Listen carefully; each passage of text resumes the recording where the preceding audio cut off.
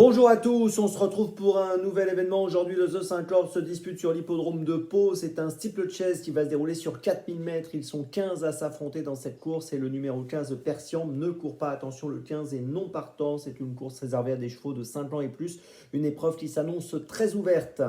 Avant de démarrer, je vous rappelle que vous pouvez vous abonner à la chaîne YouTube de The Turf. Vous pouvez activer la cloche aussi pour être informé dès que mon prono est posté. Puis n'oubliez pas, bien sûr, le jeu responsable, les mentions qui sont indiquées ici. Allez, on y va donc pour ce The 5 et tous les paris associés, jeux simples, jumelés, trio, etc. Écoutez, j'ai retenu en tête le numéro 2, Caligramme. C'est un concurrent qui a un profil intéressant. Il n'a couru que 5 fois à l'âge de 5 ans. Il est tout neuf.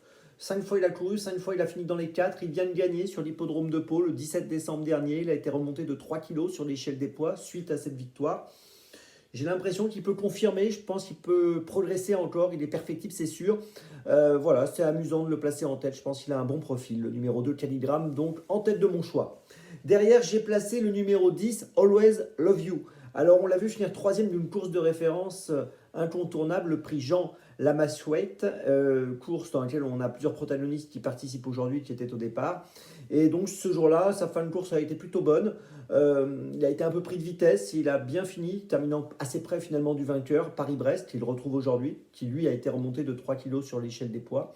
Et c'est un cheval qui est plutôt performant sur l'hippodrome de Pau, et voilà, je pense qu'il est capable de jouer un bon rôle et de finir sur le podium. En troisième position, j'ai retenu le numéro 1, en l'occurrence Miralago. Alors lui aussi a couru cette fameuse course, le prix Jean Lamassuette. Il a été également absent de la compétition assez longtemps, entre le mois de mars et le mois de novembre 2023. Et donc l'autre jour, il a terminé deuxième de la course de référence dont je vous parlais il y a quelques instants. Auparavant, il avait gagné à Angers, il avait fini quatrième à Auteuil. Ces trois performances ont été obtenues depuis son retour après cette absence dont je vous ai parlé. Donc voilà, il est plutôt régulier depuis qu'il est revenu à la compétition cet automne et je pense qu'encore une fois, il va faire l'arrivée. En quatrième position, j'ai retenu le numéro 3, Paris-Brest. C'est donc le fameux gagnant de cette course.